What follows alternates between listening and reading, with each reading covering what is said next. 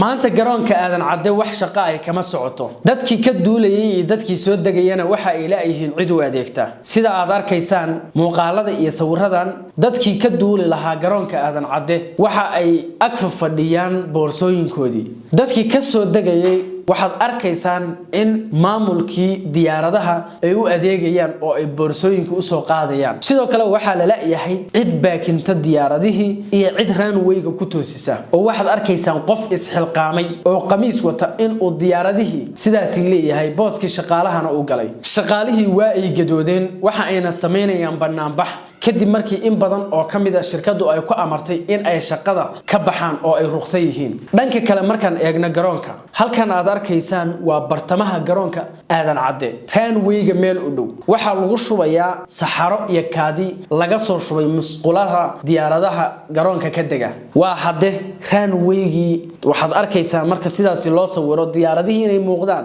meeshan marka qashinka lagu shubayo waa meel bartanka garoonka ah oo la rabay in maaragtay nadaafadeeda laga taxadaro iyo quruxdeeda yaa ku shubaya mashiinkan waxa ku qoran sida aad arkaysaan Fafori Airport ayaa ku qoran ayaga ayaana iska leh shirkadan in ka badan 10 sano ayay gacanta ku haysaa maamulka garoonka aadan cadde contractigooduna waxa uu dhammaan doonaa 2028 oo ay wax yar ka hareen shirkadan markii ay heshiiska galeysay heshiiskeedu waxa uu ahaa in ay garoonka ballaariso hadii ay noqon lahayd runway-ska diyaaraduhu ay isku dhaafayaan iyo hadii ay noqon lahayd space-ka maaragtay terminalka halka dadka soo degaya iyo dadka baxaya ay isku dhaafaan hase yeeshee ma jirto wax ay shirkadani ka qabatay garoonka oo aan ka ahayn in ay garoonka muraayada saartay mukayfiyarna ay ku xireen oo marka ay rabaan ay shidaan marka ay rabaan ay dansadaan wax aan ka ahayn oo ay ku sameeyeen ma jirto markaad garoonka ka degayso iyo marka aad ka baxayso intaba waxaad arkaysaa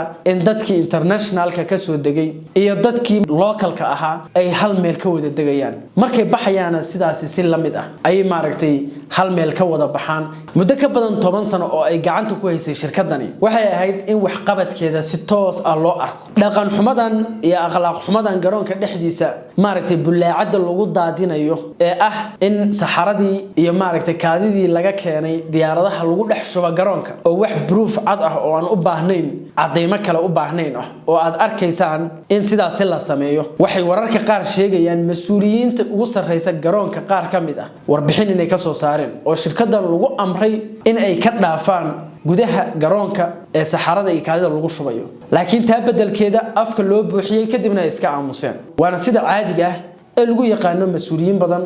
oo Soomaaliyeed ee kaliya u baahan dhuun qoyska sida caadiga ah qof u shaqeynaya shirkad caalami ah oo contract weyn haysata qofkaasi hadii uu xanuunsado waxa uu xaq u leeyahay in ay ka warqabto shirkadaas uu la shaqeynayo hadii isagoo ku guda jira shaqada shirkada uu dhaawacmana waxa uu xaq u leeyahay in ay shirkadaasi daweyso oo ay ka warqabto ilaa uu caafimaadkiisu ka hagaagayo taa bedelkeeda waxa ay sameeysaa shirkadan hadii qof kamid ah shaqaalaha uu xanuunsado in ay eriyaan oo ay ruqseeyaan waa qodob hadii uu u dhaawacmo qofku riboodyo waxa jira dad badan oo maaragtay soo gaaray dad ku dhaawacmay qaar iyagoo gawaari baakimaya shil ku galay oo maaragtay qaar jajabeen qaar lugaha ka go'an yihiin qaar afku burburay oo ay shirkadii erisay wax maaragtay magdhow ah iyo wax garab istaagana aysan u sameyn oo qaarkood ay maxkamada la koreen waxbana loo qaban waayay shirkadani waa shirkad wadamo kale ku soo fashilantay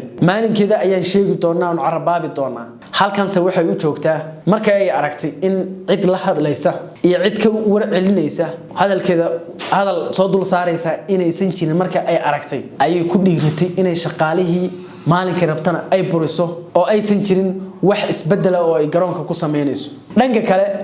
hadii garoonku uu haysto magac international ah waxa loo baahan yahay in uu yeesho runways badan inuu yeesho 2-3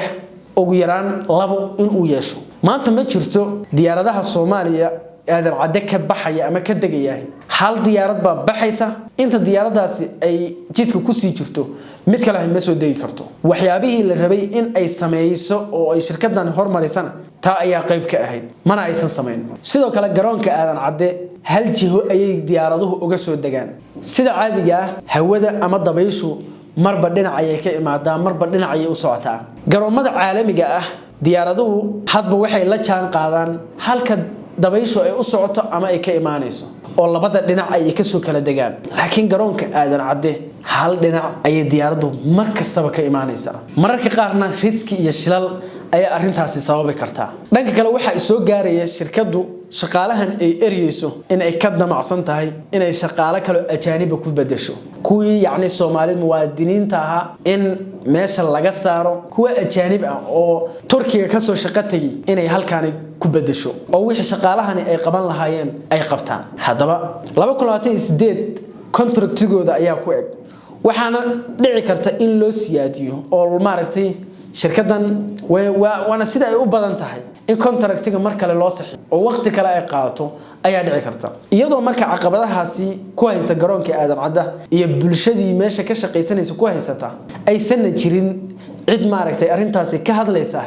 run ahaantii waa mas'uuliyad darro aad iyo aad u weyn madaxda dawladda waxaan ka codsanaynaa shaqaalaha halkaasi ka shaqeynaya inay xuquuqdooda helaan shirkadana lala xisaabtamo shaqaalihii xanuunsaday iyo shaqaalihii ku dhaawacmay iyagoo shaqada ugu jirana magdhowgooda ay ka helaan anigu waxaan ku jiraa dhalinyarada bulshada Soomaaliyeed dhiban u hadasha maantana kama aamusi karo in aan arko dhalinyaro Soomaaliyeed oo waalidkood iyo caruurtooda u shaqeysanaya oo si bilaa ixtiraam ah lagu eriyayo shirkad kale oo shisheeyana ay eriyeyso cid kale ba erisay shirkad kale ay eriyeyso wabillahi tawfiiq wixii ka soo kordhana way idin la wadaagi doonaa